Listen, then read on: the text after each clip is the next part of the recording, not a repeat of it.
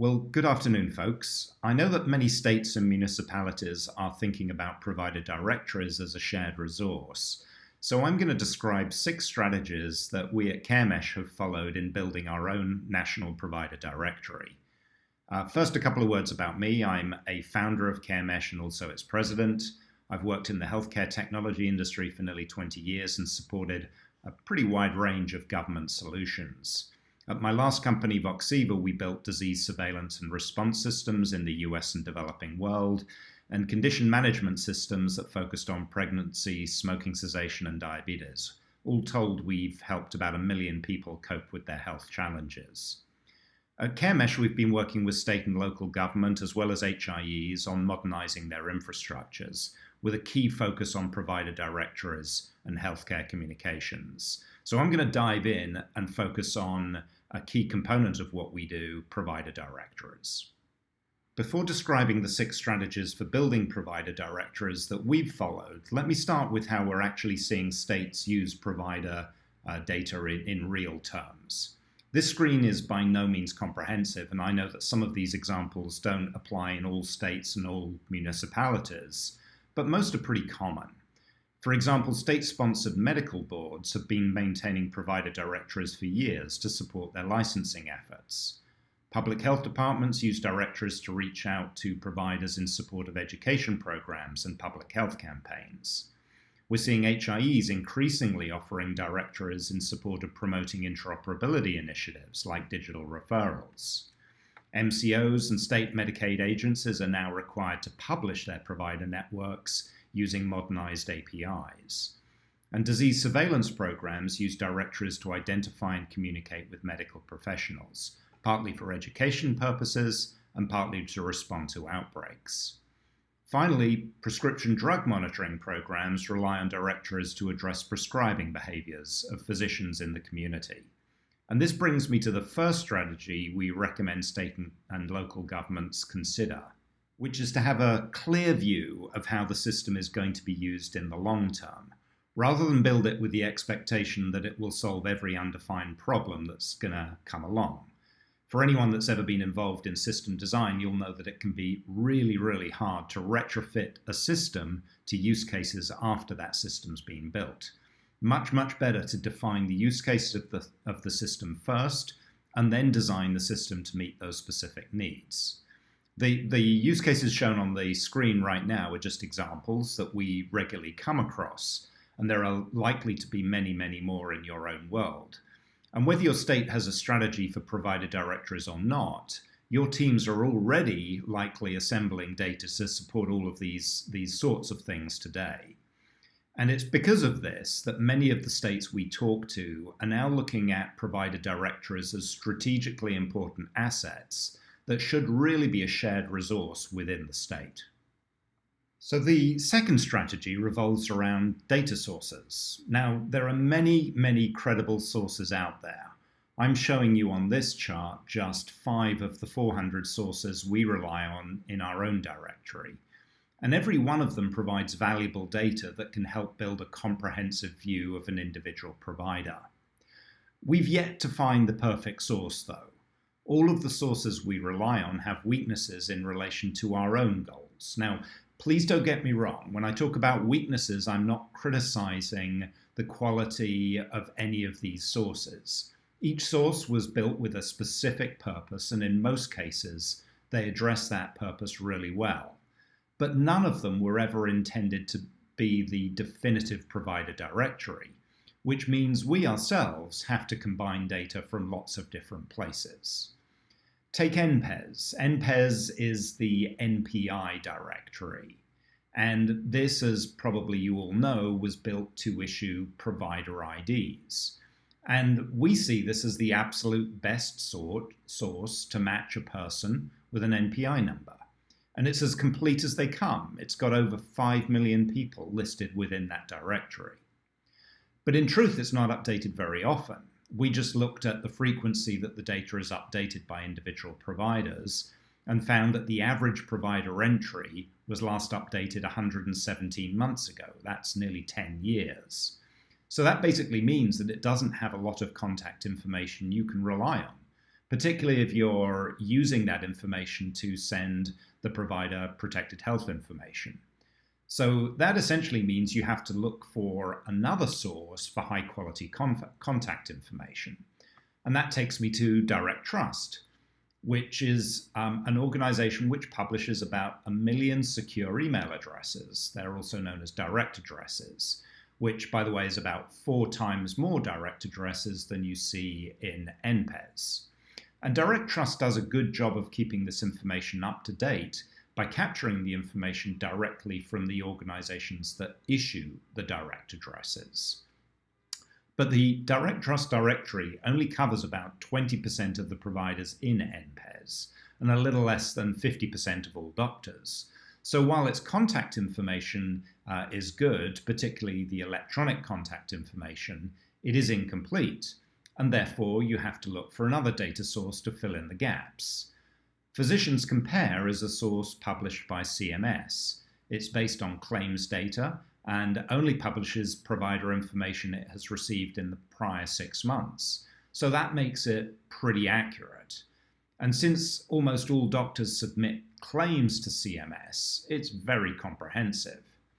But while it's got good phone number and practice location information, it doesn't have faxes, it doesn't have direct addresses, it doesn't have licensing information. So you have to look to other sources like hospital systems and medical boards to fill in those gaps. The moral of this story is that any state-based provider directory is going to need to pull information from many, many sources and then combine pieces from each of those sources to build a good picture of each individual provider. But that process is not easy. Which brings me on to master data management. Now, this may be a term that you're not particularly familiar with, but I'm sure you get the concept if I give you a simple analogy. Most health systems rely on their EHRs for one very important piece of master data, and that's patient demographics. No one wants to have conflicting information on the patient, their name, their contacts, their next of kin, and so on. So the EHR stores that master data, and all other systems use it, or at least they should, to avoid chaos. And we follow the same concept for provider directories. The goal of master data management is to come up with a single version of the truth, or one profile on the provider, and a single source of truth, which is one place to go to get that information. Because the same data can come from many different sources, every single element needs to be weighted and ranked, so one source trumps another if there's a conflict. And really sophisticated approaches introduce a time dimension as well. So as the data ages, its ranking changes too. And that ranking should not be the same for all data elements in a source. So if you go back to the NPI or NPES example, the actual NPI number should have a very, very high ranking. But contact information, because it might be quite aged, should have a lower one, particularly as the data ages. Other requirements of master data management concern matching algorithms. You don't want to combine data if you're not positive that you're combining it for the same person. And because data sources have different data dictionaries, you have to be very, very careful mapping the source data to your master data. And of course, the process of maintaining the data becomes a continuous process. If a provider has just one piece of information that changes on average every 3 years, and you're maintaining information on all 1 million practicing physicians in the US, then you'll need to update 913 providers every day to maintain the quality of the directory. Then there's your data architecture. You've probably heard of the FHIR standard. It's a set of standards endorsed by the federal government and embraced by pretty much the whole health IT industry. And it's used to support the exchange of health information in a very reliable and structured way. In developer terms, one system publishes FHIR interfaces, known as APIs, so another system can connect to it and capture nicely formatted data in a reliable way. But there's another layer to this that I want to mention. FHIR standards don't have to be just about interfaces and exchanging data. What you can see on the screen is a very simple view of the FHIR architecture for provider directories. It defines how one piece of data relates to another. So what's the benefit of this? In a nutshell, it's search. For example, it makes it easy to search for a provider and see which organizations he or she works for, or look up a location and see which providers work there, or find out which organizations offer a particular healthcare service like travel medicine or infectious disease services, and then public health can reach out to address a developing situation. To summarize, you can either build a provider directory using a proprietary data structure and then reformat as FHIR records that information when you want to share it, or you can design your underlying database so it follows the standard. Not many systems have done this, but if you do, you can follow an exceptionally well-defined architecture that will give you the information you're searching for and interfaces to other systems that just work. So our fifth strategy is really quite simple. A provider directory is essentially a massive database, but all the different functions that are going to need to use it may not want to use it and interface with that database in exactly the same way. So any state-sponsored provider directory should really provide all sorts of different options for users interacting with the database. Now, of course, they can use those APIs I was just describing to connect to another system, or they might want to log into a web application that operates on a standalone basis, or they might want to take a lightweight version of a web application and embed that in another system, or they might want to download the data. In other words, it's really important to ensure that you invest in both the interfaces as well as the database.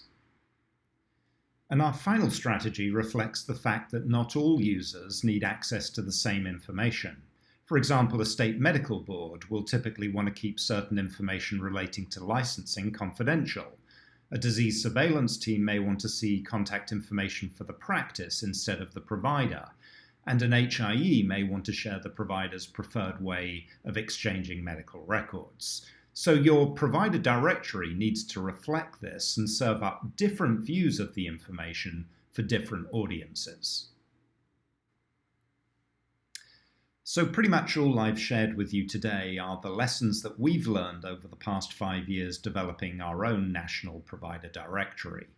Our directory is today at the core of how we help public health agencies connect to providers in a meaningful way. It's trusted by many states, HIEs, MCOs, and hospitals to share critical information in real time, leveraging information from the directory with a focus on better coordinating patient care. We'd obviously love to talk to you if you are considering buy versus build, but either way, we hope our experience and recommendations are helpful to you as you can contemplate your provider directory strategies. Thanks very much for joining today's session, and feel free to reach out to me at any time.